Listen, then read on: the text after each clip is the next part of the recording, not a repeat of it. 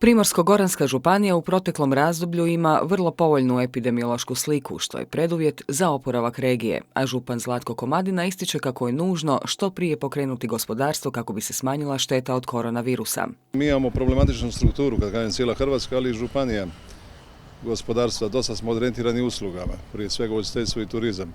Znate sami da čini 20% GDP-a i treba učiniti sve da se spasi bar dio turističke sezone koliko se može.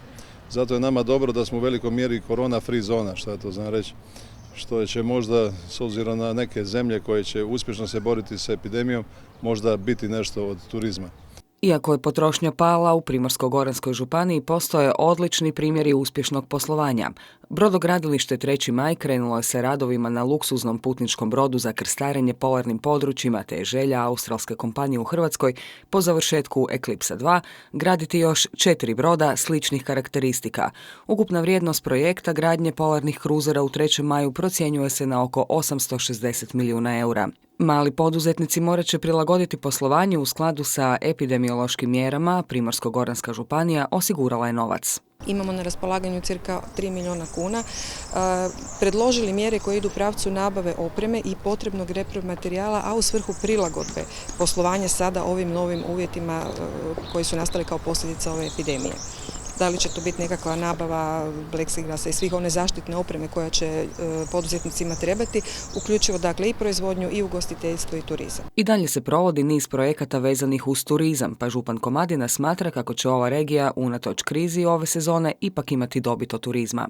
Međutim, sve to ovisi naravno o stabilizaciji uopće kretanja mobilizacije, odnosno mobilnosti stanovništva Zapadne Europe. Nama su najveća emitivna tržišta Slovenija, Italija, Njemačka prije svega najveća, Austrija također, tako da očekujemo dosta od Slovenije jer smo u sličnoj situaciji sa koronom.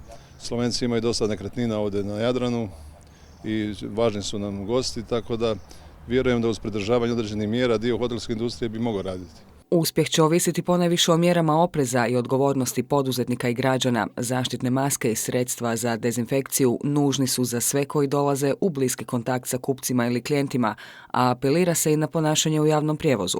Ono što bi mi željeli bi da se primjerice discipliniramo na način da u onim jutarnjim satima kad većina ljudi odlazi, koristi javni promet, da odlazi na radna mjesta, da tada oni to pretežno koriste, dok primjerice ove druge skupine građana, primjerice naši umirovljenici ili neki drugi koriste možda one druge dijelove, jer oni su razumni ljudi, oni shvaćaju da je to i u njihovom interesu, a u interesu svih i zajednice. Bitno je poštivanje distance na javnim prostorima, uskoro i na plažama. Treba slijediti taj zdrav razum i treba slijediti ove vrlo jednostavne savjete, ali vrlo korisne. Čuvanje distance, nošenja sredstava zaštite i korištenje ipak na neki način onoga svega što smo do sada naučili, ta iskustva koja smo do sada imali ne smijemo preko noći zaboraviti i opustiti se. Župan napominje kako su za dobre rezultate zaslužni svi. Stvorili su ovu dobru sliku zapravo svojim odgovornim ponašanjem i ja ih tu pozivam da i nastave i kad se sve otvori biti odgovorni. Osobna odgovornost ključ je održavanja Primorsko-goranske županije kao korona free zone, što će svakako sa sobom donijeti i dobre gospodarske rezultate.